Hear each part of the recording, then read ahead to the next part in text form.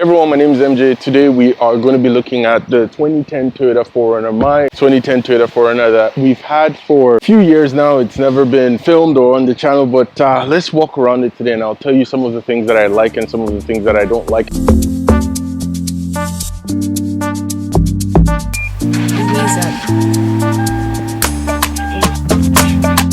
If you've been watching my videos for a while, you know that I am in love with Toyotas, and this one is my pick for the ultimate daily car that, you know, goes anywhere and does everything. For this generation Toyota 4Runner, I think this was the first year for the body style. When the new redesign came out the year before, when pictures started to show up, I didn't really like the body style, but after a few years, after living out, after I'd seen them on the road, the body style really grew on.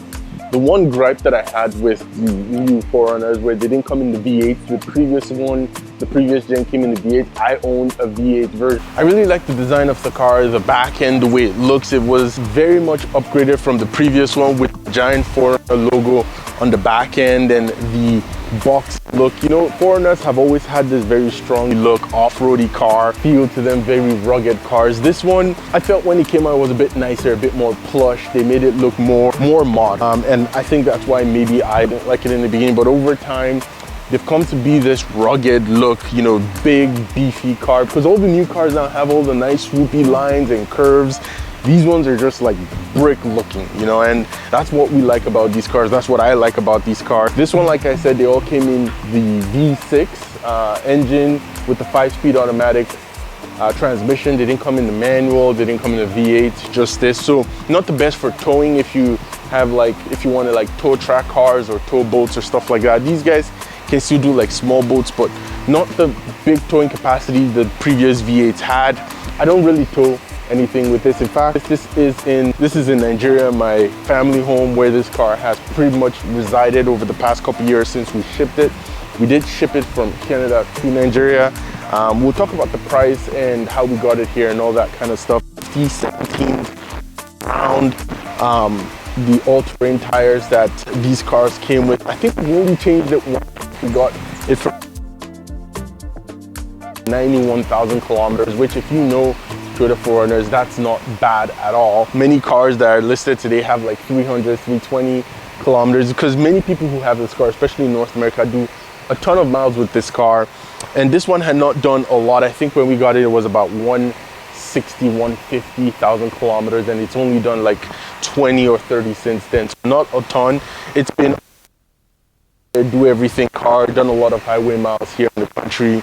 And in case you're wondering, it was shipped legally. A lot of cars here aren't really shipped in legally, or aren't even bought legally, because, you know, all the theft stuff going on in North America. But yeah, it was brought in legally. All the papers and documentation were done, and it was the cheapest one in the country when we bought it. The cheapest Toyota 4Runner ever. I think we got it just about $9,000 at the time. Shipping and everything brought it to about $13,000 at the time. So the cheapest one then. Now on the market, just looking, Toyota 4Runners are like 17, 18, some even $20,000 for this year. Low kilometers, if you can find low kilometers for this car. Okay, so this is the engine. Basically, it's missing a few bits. Upon shipping to Nigeria, a few bits were lost in transit. This front cowl that covers this area here was lost. The engine cover, I really can't remember if we did have the engine cover back in Canada, but it isn't here. It hasn't been here since it got here. This is the powertrain, your naturally aspirated 6-cylinder engine. It only produces 270 horsepower, 285 pounds-feet of torque, tiny radiator. Everything just seems mint clean. Not too much going on. It's your standard Toyota, you know. It's basic. If it does what it needs to do, that's all you get. So it's not overwhelming, no gimmicks. There's no turbocharger. This is all you get. Everything's very accessible, easy to work on. And since it's gotten here, all I've had to do is change the oil, change the filters, put air in the tires. The clock spring has gone out. We'll talk about that on the inside. The clock spring did go out. This one, as you can see, has definitely some scuffs in it. It does show its age. It's got some scuff in the paint around here, some scuff around here, some battle scars, and some scuff in the back around here. Many of them do start to show their age, and the one thing most of all 4Runners suffer from, which is rust.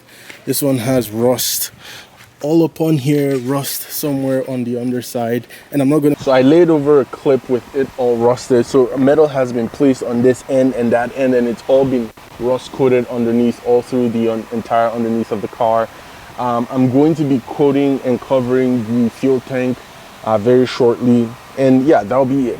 If all those are taken care of, I think for now the rust part of the car will be taken care of. The rust issue is much reduced here because we don't get any snow, just rain, and it's hot most all year round. So coming into the interior of the Toyota 4Runner is one of the things that I liked on this car over the previous one. Toyota tried to keep, or has kept, everything very for the period very nice in my opinion. The buttons are there for all your climate controls, radio stations, vents, all that stuff. You have your buttons, no screens. Many people update the radios to new infotainments to help with GPS and all that stuff. I like keeping these stuff pure correct, as you guys know, so everything is there. Oh, the Toyota floor mats do get stolen quite a lot. I have those here. One of the things that I like, yes, the tone, the black and the gray, I like. Everything has held up really well. If you guys remember the old Toyota 4Runners, things started to crack, things started to age, the leather started to age. Got your plastic bits and your leather and the plastic bits up here to match some of the plastic bits on the side of the car. Really good. Besides the rust, everything is really clean, really nice. When we wanted to get the SUV back, you remember we had the RX 350. It was either this car or the RX 350. Unfortunately, we couldn't find anyone cheaper again to replace this car. If not, we would have had two of them, one in this country, one in Canada. So the RX 350 was kind of our pseudo compromise there because we couldn't find anyone affordable. But if you can find anyone again in this price range for this year, this is definitely the car to go to. The design aesthetically on the outside is very pleasing to me. No, it's not overcomplicated. It's just an SUV. It does what it's supposed to do. It looks really good for a vehicle size. And yeah, that's everything around the car. Adding to some more issues as we're driving the 4Runner, it does have an issue with the clock spring. My friend will call it the turner. so there's many car parts in this part of the world that aren't called what most people are used to. The clock spring has been bad. It's for people who are wondering what the clock spring is. We have one here. Yeah, sure. So for people who are wondering what the clock spring is, this is the clock spring. But we call it turner. It's called in Nigeria. It's called the turner of the vehicle. So the turner has been bad and it's been replaced, but it's either not installed correctly or it's not being cleared correctly. I plugged my tiny little scanner into it and it's still showing a sensor fault. Over the next few days, we're going to try to see if it's something we can replace, if we can reset the clock spring and see if that fixes the issue. It's lit up on that side because of that. I also have a wheel speed sensor that isn't very good or isn't working properly, as you guys can see. But other than that, the car runs really well. It drives really well. The brakes rotors were just changed. Hey, what's up? Brakes rotors were just changed in the back, brakes in the front. It's got a service, oil change, all that stuff has been done. And it's been trucking along like a Toyota. It's not had any major mechanical issues, just maintenance, and it works just as every Toyota on from this era is. The issue or the love I've had with the 4Runners, because I've had one before and then this one, is the body would go far before the engine even starts to show signs of weakness or go, and that's kind of what's happening with this one. It's done a lot of highway miles, lots of long trips, and it's been good. It's been very good. Knock on wood, if you are thinking of this era of 4Runners, they're really good. They look good. You don't get the V8s that the old era had, so if you're looking for towing and stuff, the old ones are still a far better buy, or you're looking at again the Toyota Land Cruiser, which still comes in the V8 even in this era. But from a looks perspective, this is not bad at all.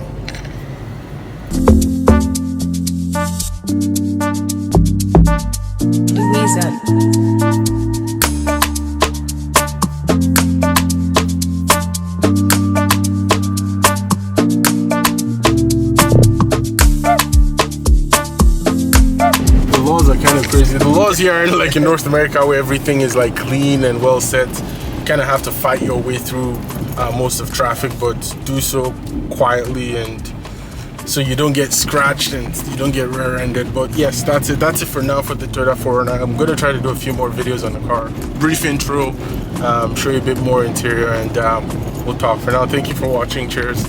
Like, comment, subscribe. Cheers.